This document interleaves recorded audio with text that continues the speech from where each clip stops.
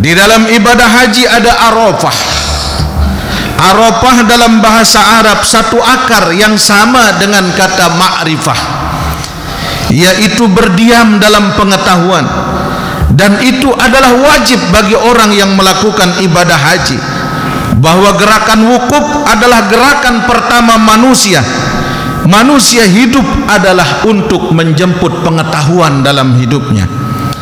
Sebagaimana Arafah dalam fase sains, fase pengetahuan, jadi sifatnya adalah objektif, maka dia harus dilakukan pertama kali dengan menyadari dirinya, siapa aku sesungguhnya, siapa aku sekarang ini.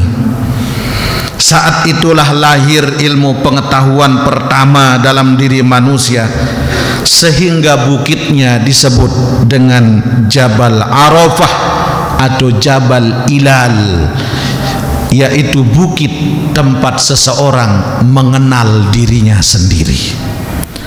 Maka disitulah Nabiullah Adam, ketika beliau diturunkan oleh Allah ke bumi, Nabi Adam sadar tentang dirinya. Di dalam syurga dimuliakan oleh Allah, di dalam syurga sangat istimewa. Namun ketika turun ke bumi, persis di atas bukit tersebut, Nabi Adam berkata, Arafah, Arafah, Arafah. Sekarang aku tahu siapa aku sesungguhnya. Ternyata aku adalah manusia biasa yang tidak ada bedanya dengan ciptaan Allah yang lain. Nabi Ibrahim diwahyukan oleh Allah melalui mimpi untuk menyembelih putranya Ismail. Namun Ibrahim berpikir ini dari Allah ataukah dari syaitan. Maka Nabi Ibrahim munajat di atas bukit tersebut. Dijawab doanya oleh Allah, dan Nabi Ibrahim diberikan kekuatan batin oleh Allah bahwa ini sesungguhnya dari Allah. Maka di atas bukit itu Ibrahim berkata, Arafah, Arafah, Arafah. Sekarang aku tahu, sekarang aku paham, sekarang aku mengetahui bahwa mimpiku adalah dari Allah Subhanahu wa ta'ala. Bismillahirrahmanirrahim. Ma'asyiral muslimin wa zumratal mu'minin rahimakumullah. Ru'ya an Abi Hurairah radhiyallahu ta'ala annahu qala Rasulullah sallallahu alaihi wasallam, inna yawmal 'idil adha rahimakumullah, inna yawmal 'idil adha rahimakumullah, inna yawmal 'idil adha rahimakumullah.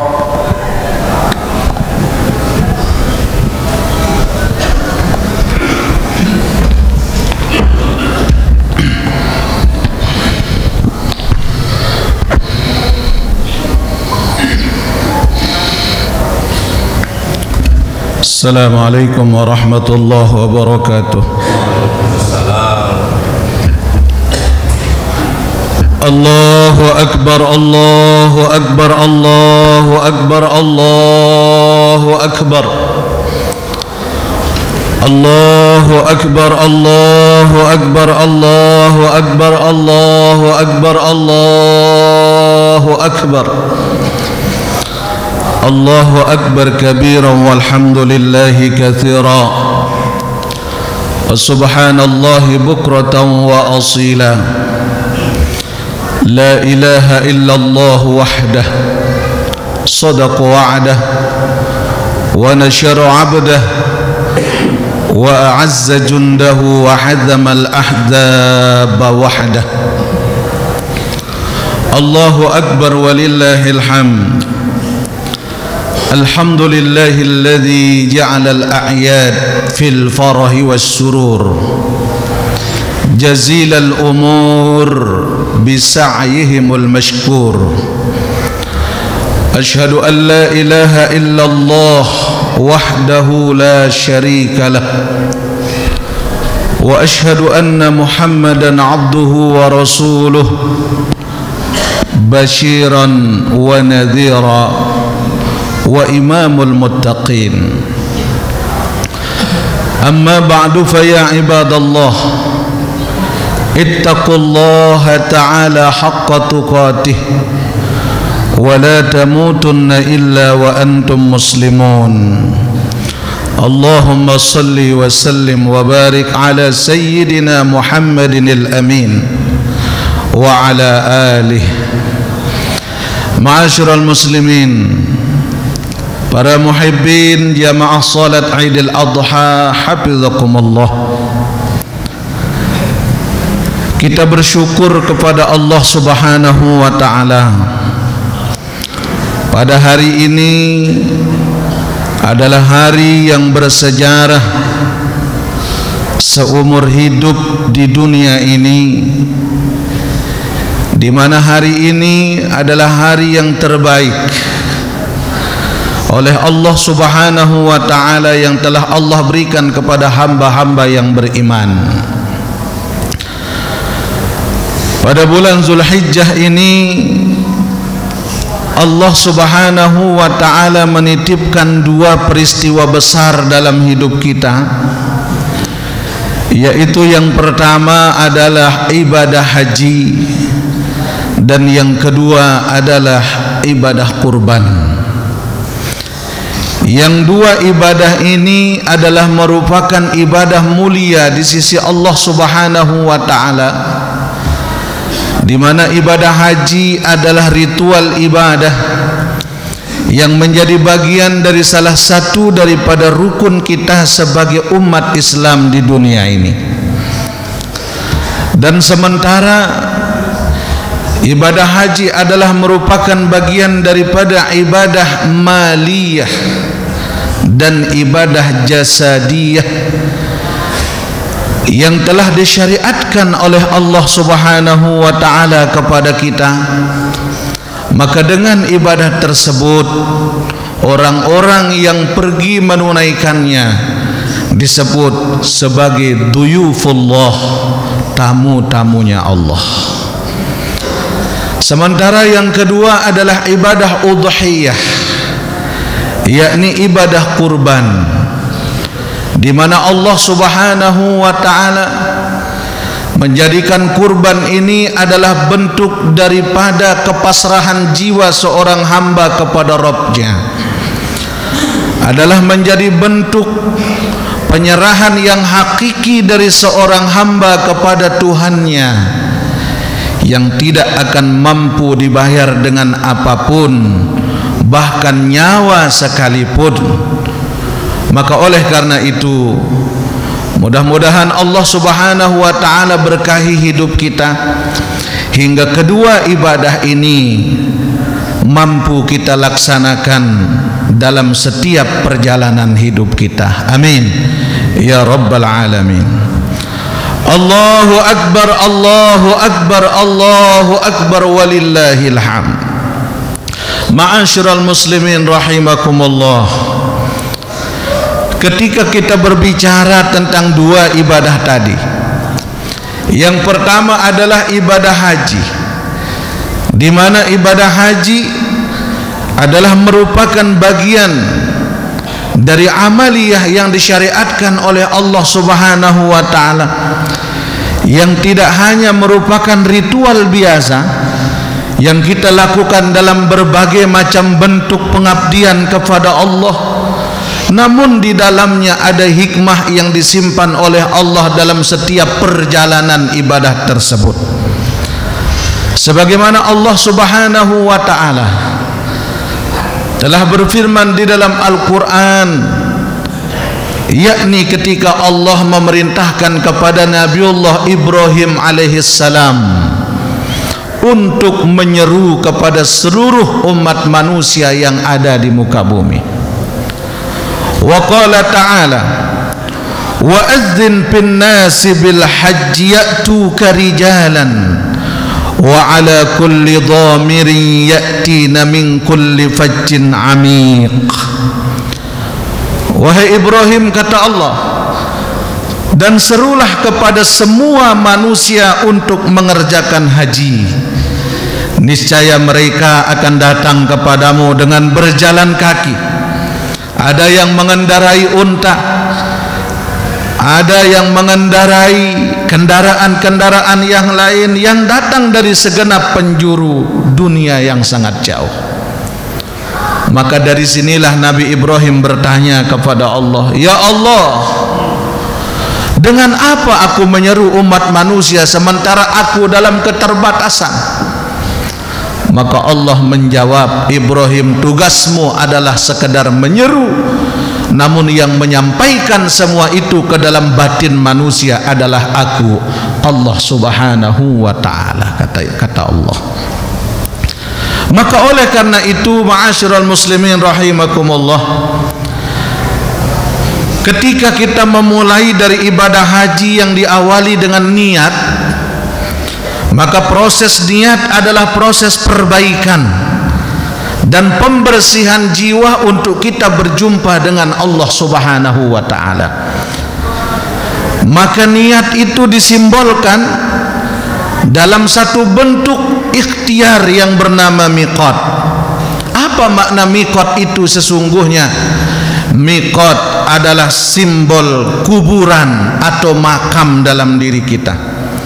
Di sana kita ihram, di sana kita melepaskan pakaian duniawi yang kita punya, di sana kita melepaskan perhiasan-perhiasan yang kita miliki. Yang maknanya apa?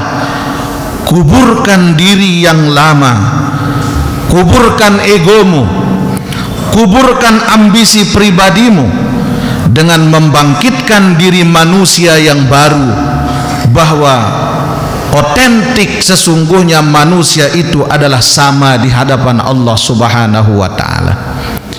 Yang kaya maupun miskin, yang pejabat maupun rakyat, yang berilmu maupun tidak memiliki ilmu sama sekali, semuanya melepaskan pakaian duniawi yang diganti dengan pakaian kematian. Maka inilah niat dan miqat yang sesungguhnya yang diajarkan oleh Allah Subhanahu wa ta'ala. Kemudian di dalam ibadah haji ada tawaf. Apa makna tawaf? Tawaf adalah fase perjumpaan seorang hamba dengan Allah sebagai bentuk salam dengan Allah hingga sampai ke Hajar Aswad. Ada istilam, ucapan penghormatan dari seorang hamba kepada Allah, dan mereka membaca Bismillahi Allahu Akbar, yang secara rasional seorang hamba mengakui dirinya kepada Allah, "Ya Allah, sesungguhnya aku ini sudah datang kepadamu, aku sudah sampai ya Allah, aku sudah datang bertemu Engkau ya Rabb." Maka tawaf adalah simbol pergerakan, bahwa sebagai muslim sejati tidaklah harus diam, bahkan sebagai seorang muslim harus tetap bergerak, dan gerakannya bukan sembarang gerakan, namun gerakan dalam tawaf adalah proses dan ada porosnya, yaitu gerak yang terkontrol dengan tujuan yang jelas, bahwa sesungguhnya gerak menuju Allah. Makanya geraknya dalam tawaf adalah anti gravitasi yang berlawanan dengan arah jarum jam, yaitu gerak menuju kesempurnaan. Gerak yang semakin baik, selalu bertambah kebaikan. Itulah tawaf yang sesungguhnya dalam diri kita. Proses tawaf, porosnya tawaf adalah Ka'bah. Tidak ada poros lain di dalam kita tawaf mengelilingi Ka'bah tersebut. Maka secara spiritual dalam hidup kita, bahwa porosnya hidup ini adalah Allah Subhanahu wa ta'ala.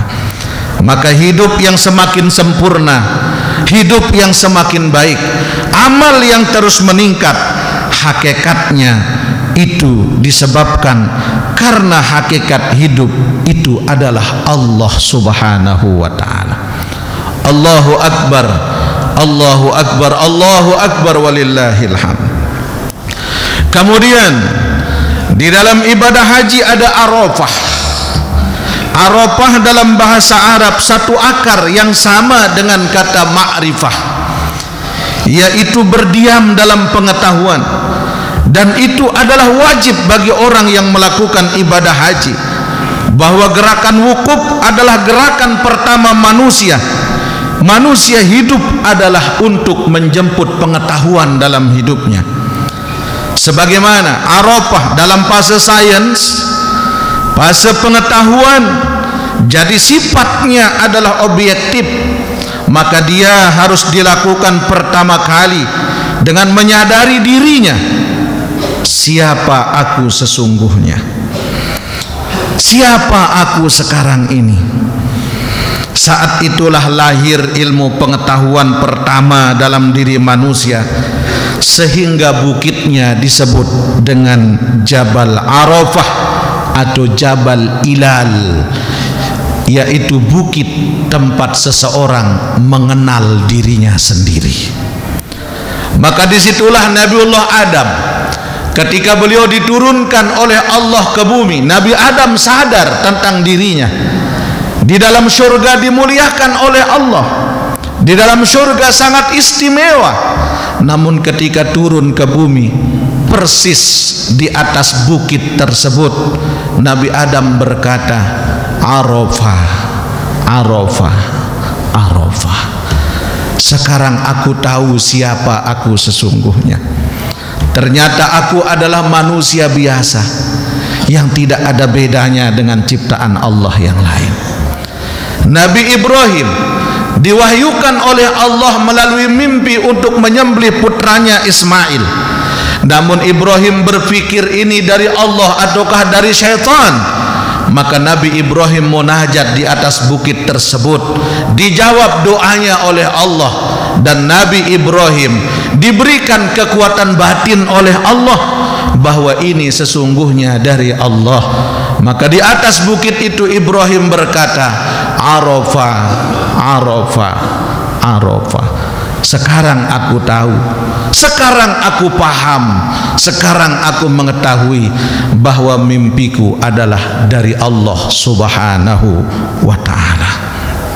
Maka jamaah hadirin kaum muslimin rahimana wa iyyakumullah, pelajaran yang bisa kita ambil dari Arafah adalah pelajaran atau pengetahuan yang berkualitas. Apakah dalam hidup kita ini menjadi hidup yang berkualitas apakah tidak? Apakah tidak hidup kita ini, bagaimana hidup ini sebelum berhaji, dengan sesudah berhaji, dan sejauh mana pengetahuan kita tentang Allah Subhanahu wa ta'ala? Sebelum berhaji, bagaimana kedekatan kita kepada Allah?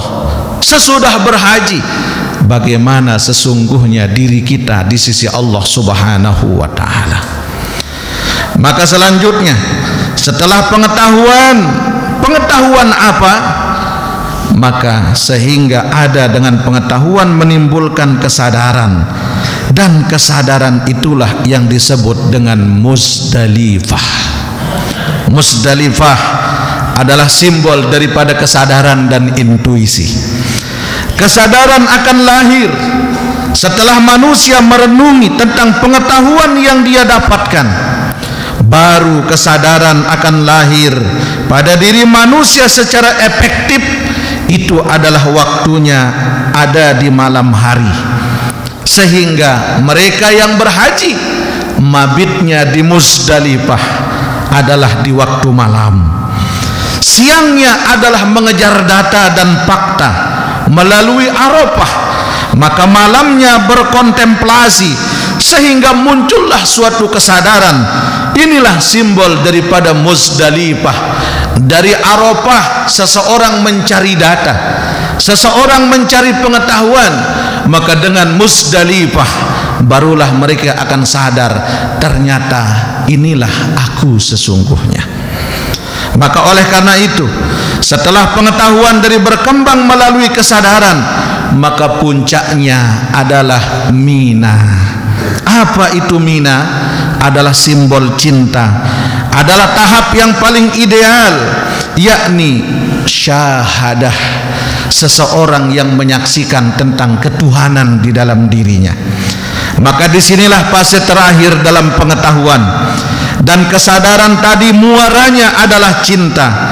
Tahu dan sadar tidak akan sampai kepada makom yang mulia, yaitu cinta kepada Allah. Oleh karena itu, jadi tidak merasa terpaksa kita menyembah Allah, tidaklah terpaksa kita menjalani sholat, tidaklah terpaksa kita menjalani haji, maupun ketika sudah sampai di Mina, pengetahuan sudah lengkap dan kesadaran pun sudah nampak. Akhirnya mengertilah kita bahwa beragama itu dasarnya adalah cinta kepada Allah. Berhaji dasarnya adalah cinta kepada Allah. Berkurban dasarnya adalah cinta kepada Allah Subhanahu wa ta'ala. Namun hadirin ma'asyiral muslimin jamaah Idul Adha hafizakumullah, dalam kehidupan nyata kita manusia, dengan bekal pengetahuan dan dengan bekal kesadaran dalam mewujudkan cintanya kepada Allah, namun juga banyak dalam perjalanan cinta menuju Allah kita bertemu dengan syaitan, banyak bertemu dengan halangan-halangan, godaan-godaan, sehingga manusia disuruh memilih Allah ataukah syaitan. Kemudian sehingga di Mina tidak ada wukuf, namun yang ada adalah melontar jumroh sebagai simbol bahwa manusia lebih memilih Allah daripada godaan syaitan. Bahwa orang melontar jumroh menunjukkan Allah yang aku pilih daripada godaan syaitan. Sehingga para jumhur ulama mengatakan ada 3 berhala yang harus kita lontari di dalam kehidupan kita, dan ini adalah ada dalam diri kita masing-masing. Hingga melontar jumratul ula, wusta dan aqabah tak bisa dipisahkan karena 3 berhala yang sering mengganggu kita manusia. Mana? Yang pertama adalah lawan daripada fase ketak pengetahuan, yaitu kerakusan dan ketamakan di dunia ini, yang simbolnya adalah Fir'aun. Itulah jumratul ula. Maka yang kedua yang kita lempar dalam diri kita adalah lawan daripada intuisi kesadaran, yaitu mementingkan diri sendiri. Orang yang tahu kemudian sadar biasanya akan digoda oleh egoisme pada dirinya sendiri. Itulah Qorun di dalam hati kita. Qorun merasa dirinya lebih baik. Qorun merasa bahwa ini adalah usaha saya, bukan siapa-siapa. Ketika diperintahkan untuk ibadah, Qorun menjawab apa? Qala innama utituhu ala ilmin indi. Kekayaanku ini adalah milikku, kekayaanku ini adalah hasil keringatku. Aku mau ibadah apa tidak terserah aku. Maka ini sifat Qorun yang ada dalam kolbu kita masing-masing. Hingga lontaran kedua, jumratul wusta. Maka kemudian yang ketiga yang perlu dilontar adalah pamrih, yaitu mencampur adukkan antara agama dengan kepentingan politik, yaitu simbolnya adalah Bal'am. Siapa Bal'am ini? Adalah seorang ulama yang kecenderungannya hanya untuk kepentingannya sendiri dan jauh daripada kata-kata ikhlas. Maka melontar kepentingan tidaklah berafiliasi kepada ilaihi raji'un. Sesungguhnya dari setiap apa yang kita miliki adalah mesti menjadi sangu kita pulang kepada Allah Subhanahu wa ta'ala. Inilah makna daripada jumratul aqabah. Maka oleh karenanya Bapak Ibu jamaah Idul Adha hafizakumullah, yang kedua kurban. Apa makna kurban yang sesungguhnya? Memiliki pelajaran besar kepada kita, yaitu kesediaan untuk merelakan semua apa yang kita sayangi demi Allah Subhanahu wa ta'ala, untuk Allah Subhanahu wa ta'ala. Maknanya perang melawan sisi yang ada pada diri kita sendiri, antara diri ini ataukah diri Allah. Perang melawan diri saya ataukah diri Allah. Yang menang adalah hawa nafsu saya ataukah perintah Allah. Maka inilah hakikat kurban yang sesungguhnya. Adapun makna implisit daripada kurban itu adalah pengakuan atau syahadah seorang hamba dengan Allah, sekaligus menampakkan kelemahan kita di sisi Allah Subhanahu wa ta'ala. Oleh karenanya, mudah-mudahan kita semua yang hadir hari ini dipilih oleh Allah Subhanahu wa ta'ala menjadi bagian dari hamba-hamba yang ikhlas, menjadi hamba-hamba yang muqarrabin, yang mendapatkan bimbingan Allah dari dunia sampai akhirat.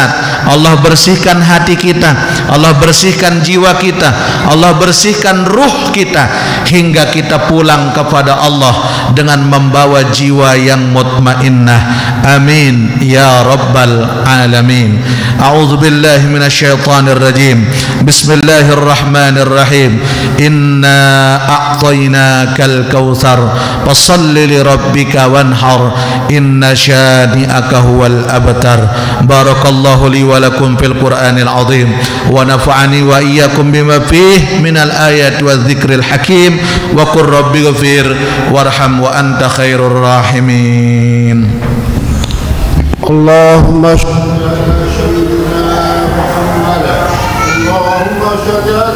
وحبيبنا وشفينا وزهرنا المصطفى ومولانا محمد والحمد لله رب العالمين.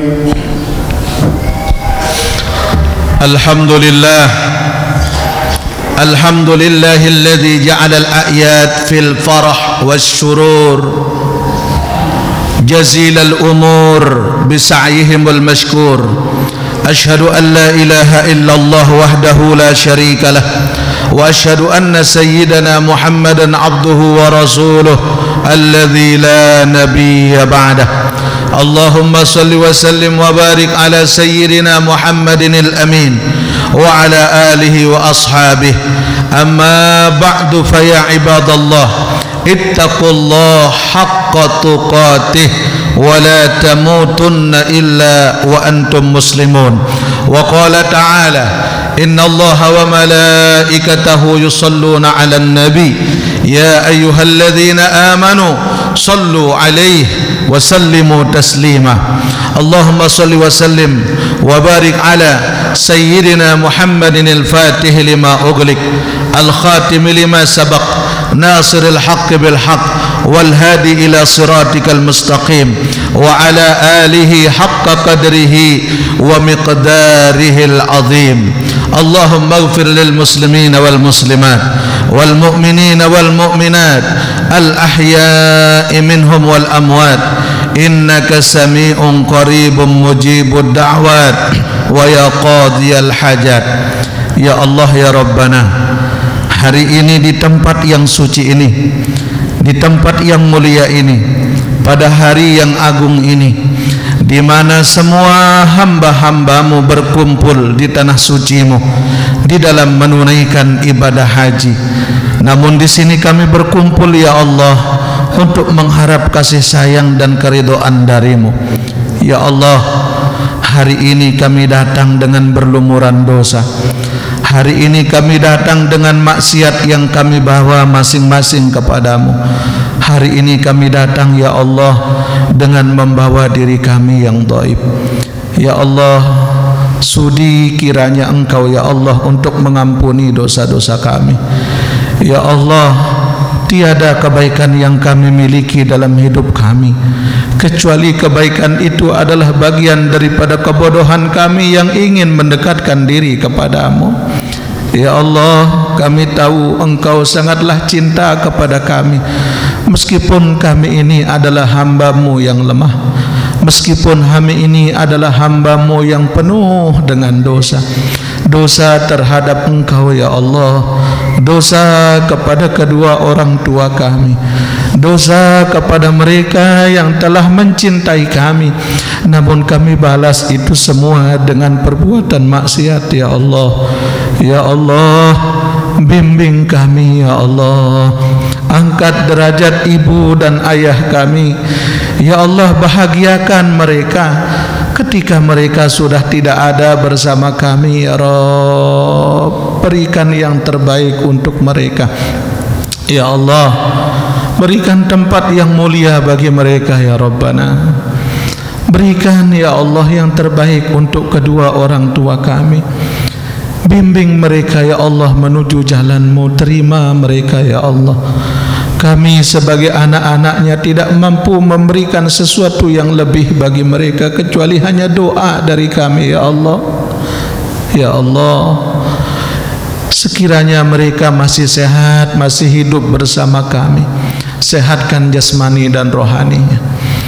Berikan kekuatan iman kepadanya dan jadikan kami menjadi anak yang mampu membahagiakan mereka. Ya Allah, begitu lemah dan dhaifnya kami, hingga kami hari ini tidak berada di tanah suci-Mu ya Allah. Namun hari ini ya Allah, mudah-mudahan kami bisa mendekatkan diri kepadamu melalui ibadah yang kami miliki semampu kami ya Allah. Ya Rabbana, jikalau kami bandingkan ibadah kami bandingkan rizki kami bandingkan pengorbanan kami dengan nikmat yang sudah Engkau anugerahkan kepada kami ya Allah, itu tidak ada gunanya ya Allah.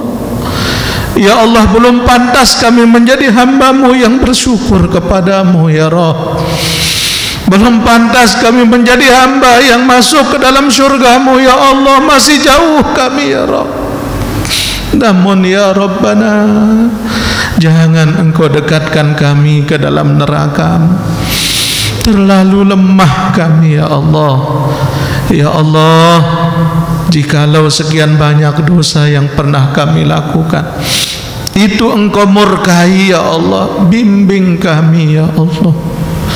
Bimbing kami dengan segala kedhaifan yang kami miliki, dengan segala keburukan yang kami miliki.